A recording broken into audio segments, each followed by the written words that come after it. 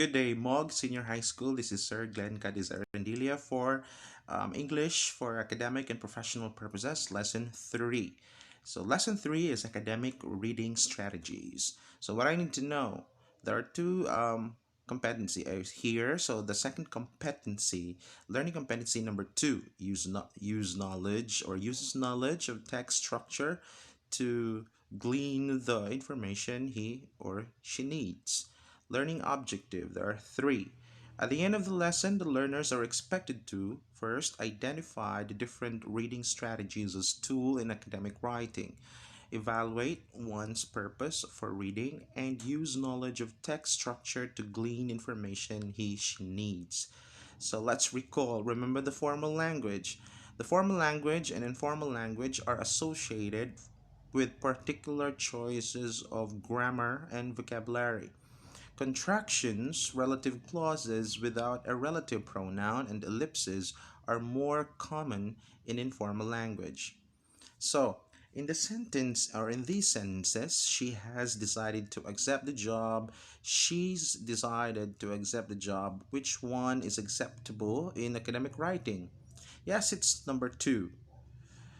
You are correct. Why? She is informal. It is a contraction which is unacceptable for formal writing. Now let's proceed. What I know.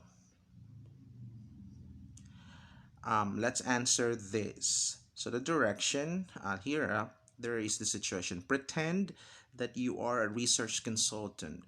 You have been assigned to task of researching this assignment and then writing a report that includes a recommendation for a brilliantist based on your findings. So the direction, read the paragraph below and answer the questions that follow. Write your answer in your notebook. So after reading the paragraph, answer the questions below. Who is the audience for the report? What does Brilliantis company do or need? Why does the company need it? Third, why you rely on primary or secondary research? How would you gather data for this report? So that's new. Let's move on. Consider this cooking analogy, noting the difference in process. So read A and B. Then which paragraph is clearer? Um, is it letter A or is it letter B? Now, in the paragraph A, Shannon has to make dinner. He goes to the store and walks through every aisle. He decides to make spaghetti. So he revisits aisles and reads many packages through thoroughly before deciding which groceries to buy. Once he arrives home, he finds a recipe for spaghetti but needs to go back to the store for excuse me, ingredients he forgot. Another one, the letter B, Taylor also has to make a dinner. He wants lots of carbohydrates, make his running a marathon soon, so he decides to make spaghetti. After checking some recipes, he makes a list of ingredients. At a grocery store, he skims aisles to find ingredients and chooses products that meet his diet. So which paragraph is clearer? Yes, it's paragraph A. Why? Aside from I have difficulty in reading B, the answer is Taylor's process was more efficient because his purpose was clear. So establishing why you are reading something will help you decide how to read it, which saves time and improves comprehension. So here are some strategies to help you improve um, your skills. So what is it? What are the different reading strategies? So strategies differ from reader to reader. That's true. The same reader may use different strategies for different contexts because their purpose for reading changes. Ask yourself, why am I reading and what am I reading when I'm deciding which strategy to try. What are the purposes of reading? So there are purposes here.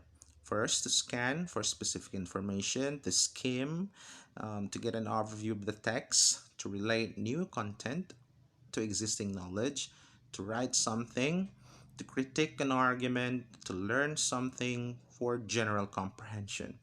So it is important that you adjust your reading strategies to your purpose reading, and here's how to do it, or here's how to do it. Before reading, first establish your purpose for reading. Yes, it's true. Why you are reading? What is the reason why you are reading? Okay, speculate about the author's purpose for writing.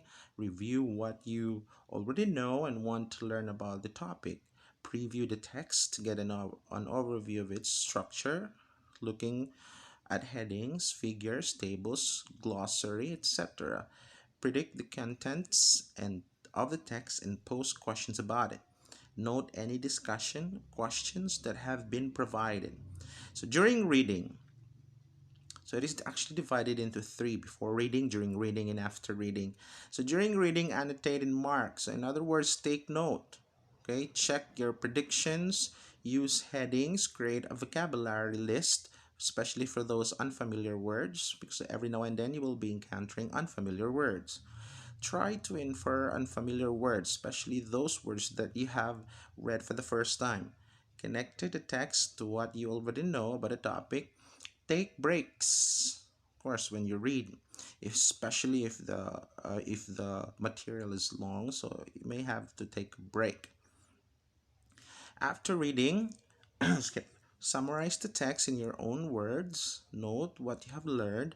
Take Talk to someone about the author, especially the person or that someone knows the author well. Identify and reread difficult parts of the text. Define words of the vocabulary list and practice using them, especially what you have taken down notes, those unfamiliar words that you encountered earlier. Is it clear now? How will you put into a practice? So let's practice. Excuse me. Answer this one. Direction. Complete these tasks. Match your purpose and reading with your activity. Suppose your purpose is in the first column. Fill in the activity that you will do to achieve your purpose. The first one is done for you. Write your answer in your notebook. Okay, you did it. Great job. What I have learned, answer the following things. Make a reflection. So, what can I do? Read instruction. Read the excerpt of an article, critique, answer the questions that follow. Use the reading strategies you have learned from the previous discussion. Write your answer in your notebook. Okay, then after reading that, answer the questions below and have this post assessment. Okay, so that's lesson 3. Have a good day.